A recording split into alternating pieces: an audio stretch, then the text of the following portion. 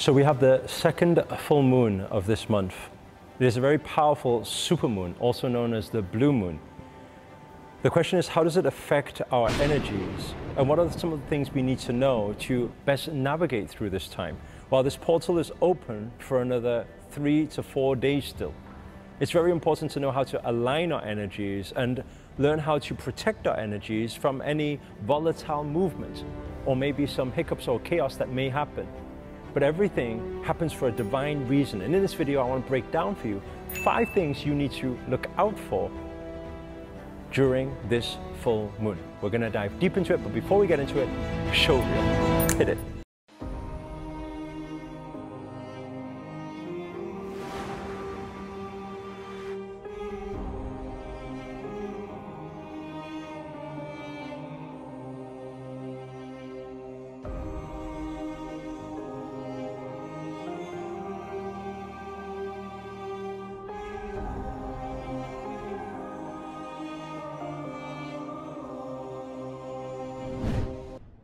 Namaste everyone, Namo Himalaya. This is Sri Akarshana here, and in this video I'm going to break down for you 5 things that you need to know about this particular full moon. Starting from the first thing. This is the second full moon this month. So what does that mean? Actually, everything is amplified more than ever. Not only because it's the second full moon, but also because this is known as the supermoon. The supermoon is when the moon is a lot closer, therefore the energies are a lot more vibrant.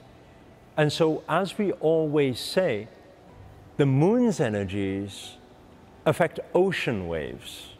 We are also made of water. It affects our internal waves. That's why you'll see a lot of females, when it comes down to that once a month, emotions can be a little bit more volatile than usual. But this isn't just for females, because it also happens with male, especially during full moon time. One thing that you are going to notice during this time, from today, for another 72 or even more hours, what you're going to see is that emotions and triggers may happen a lot more than usual. You may feel more stress, more anxiety, more frustration. Whatever you felt before, it's just amplified. It's almost like the moon shining its light on every problem or every trigger or every weed that is inside the mind.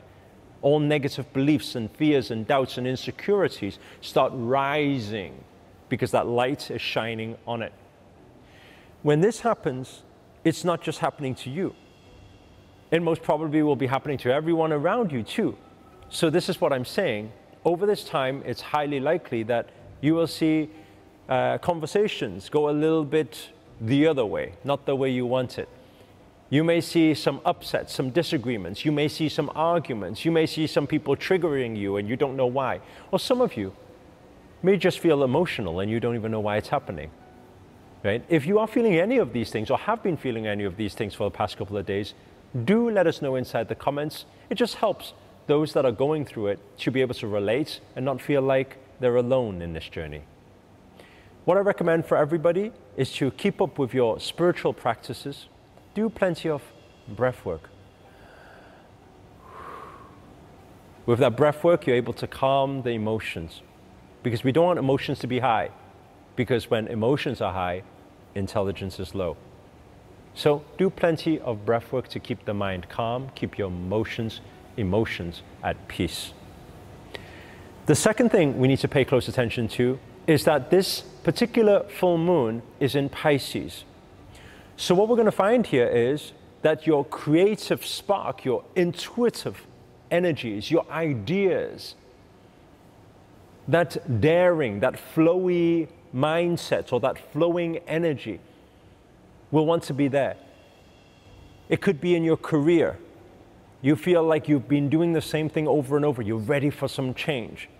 It could even happen in your relationship. Even if your relationship isn't going bad or anything, you may even have this spark to want something different or want something new or feel like there must be more. That is the energies of the Pisces.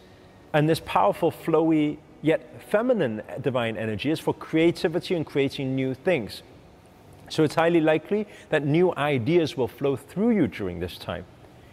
And this is also a good time to harness these energies and actually move with it, right? Address it, reflect upon it, because it will shine upon some greater desires or bigger things that you may have wanted for a long time, but you've kept it subsided within you. It's your soul calling, it's your soul desire.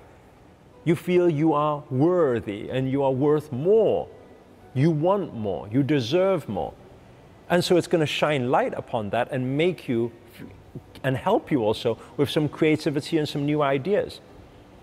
So it's time to actually address it. Apply your energy towards it. Give it some thought.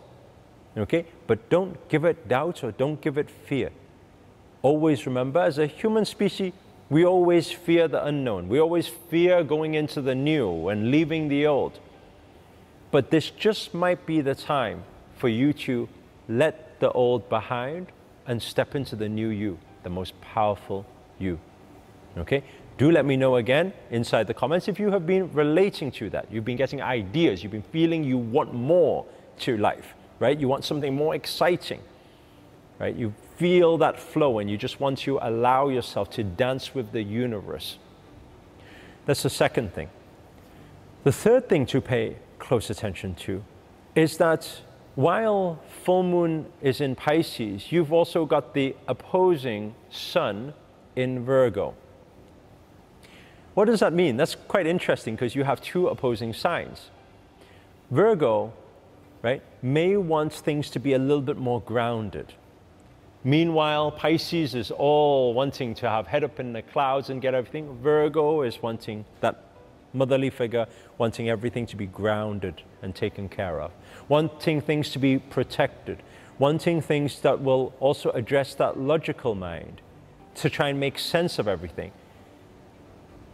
So this may create some internal battle, where during this time you feel and you desire more, you want something else, you want something more special, but your non-logical, logical mind is trying to make sense of it all. And it's unwilling to make that step. It's unwilling to make that action because it fears that unknown. It hasn't been able to make sense of it yet, right? We don't say that is bad. We say it just is, as everything just is in perfect balance and harmony. So you're supposed to allow that creative spark to run a little bit wild. Meanwhile, you are also supposed to use that thinking mind and intelligence to try and make sense of it all. But the only thing is, be very aware when it's doubts and fears that may be coming up that may be preventing you from taking those steps. Thinking is okay. Using your mind is okay. Trying to plan it out or make sense of it is also okay. But doubting and fearing, if you focus on that, what you focus on expands. So definitely allow the balance of the two energies, right? But don't start addressing the negativity, the what if things go wrong. Instead, have pure trust and faith in the universe, and the universe will deliver for you. Moving on to point number 4.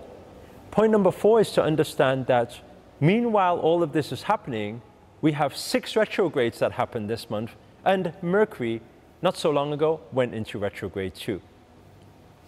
What will happen when the full moon energies are open and wide and the energies are vibrant? Well, it's going to amplify the effects of retrograde.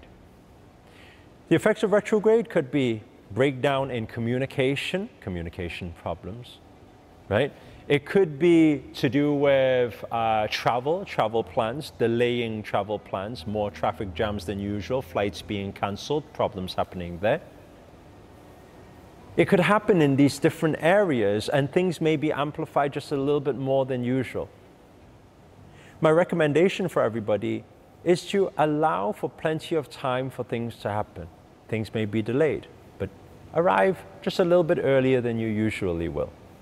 Have more careful planning.